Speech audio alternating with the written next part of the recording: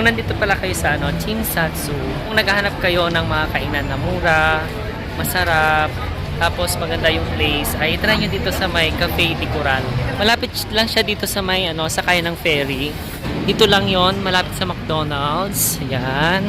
Tapos makikita nyo itong Greenwood Mart. Tapos yan, nakikita nyo yung iconic na pinagpapapicturan. Tapat lang yan siya. Dito lang. Cafe de Coral. Ito oh. Yan. Yan oh. Cafe de Coral. Mura lang yung mga mga pagkain dito. Meron din pala silang noodles oh. Here, Cafe de Coral.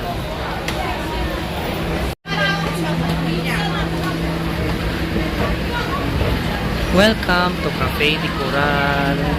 Dami ata.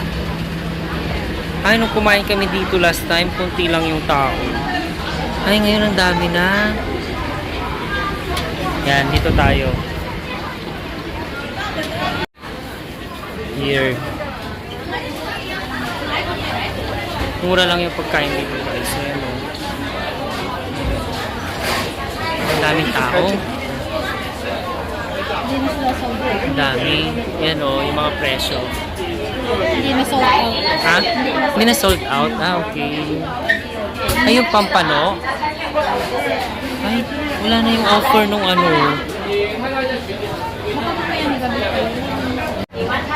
Ayan o. Kung ano yung nasa picture, yun din yung pagkain na makukuha mo. Yun na lang siguro yung kakainin namin. Ayan o. Braised pork, crepes, rice, blueberry yogurt. Yan. Ito yung mga presyo. Yan. Para mapag-aralan nyo kung ano yung kakainin nyo dito. Compare sa mga ibang restaurant, mura lang talaga siya dito.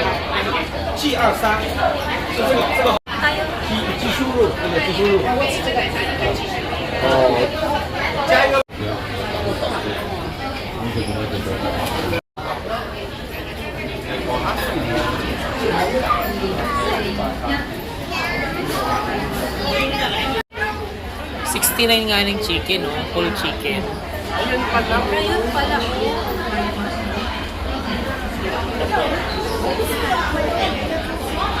Pagka-order mo pala dito sa Cafe de Coral, ito yung receiving area, meron naman nakalagay, collect. Diyan may collect yung in-order mo. Ito na yung pagkain namin.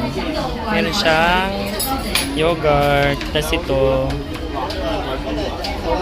para siyang caldereta na baboy. 132, tatlong orders.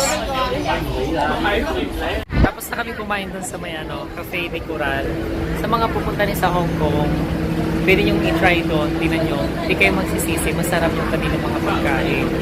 Ito yung iconic na pinagpapapicture Diyan lang yung Cafe de Coral sa kabila. Kung malapit sa may bus stop, mayroong advertisement ng Prudential Life.